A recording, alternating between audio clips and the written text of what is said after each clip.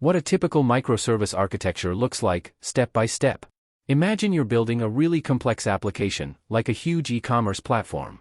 Instead of building it as one massive, monolithic block of code, you chop it up into a bunch of smaller, independent services. That's the core idea behind microservices.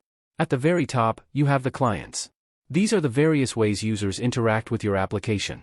It could be a web browser, a mobile app, or even a desktop, PC, application. The key thing here is that these clients don't usually talk directly to all the individual microservices.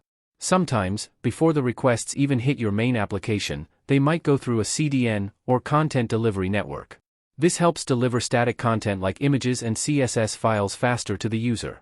Then, you'll often see a load balancer. Think of this as a traffic cop for your application.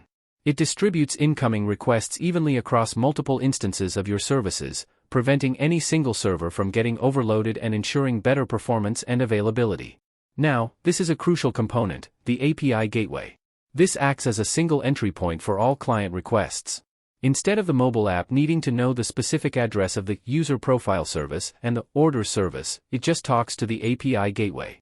The API gateway then routes the request to the appropriate underlying microservice. It can also handle things like authentication, rate limiting, and request transformation. As you can see, the application is broken down into smaller, independent services, often organized by domain. In this example, we have domain A with service A.1, A.2, and A.3, and domain B with service B.1 and B.2. Each of these services is responsible for a specific business capability. For instance, service A.1 might handle user authentication, while service B.1 manages product inventory. The beauty of microservices is that each of these can be developed, deployed, scaled, and even written in different programming languages independently. This makes development faster, easier to manage, and more resilient. If one microservice fails, the rest of the application can often continue to function. Notice that each domain or even individual microservice often has its own dedicated database. So, DBA is used by the services in domain A, and DBB by the services in domain B.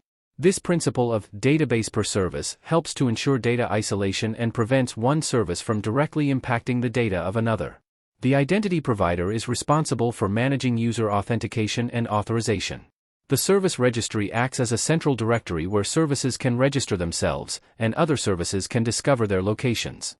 This allows services to communicate with each other without hard-coding specific addresses. And behind the scenes, you have the management component. This encompasses all the tools and processes needed to monitor the health and performance of the microservices, handle deployments, manage configurations, and generally keep the entire system running smoothly.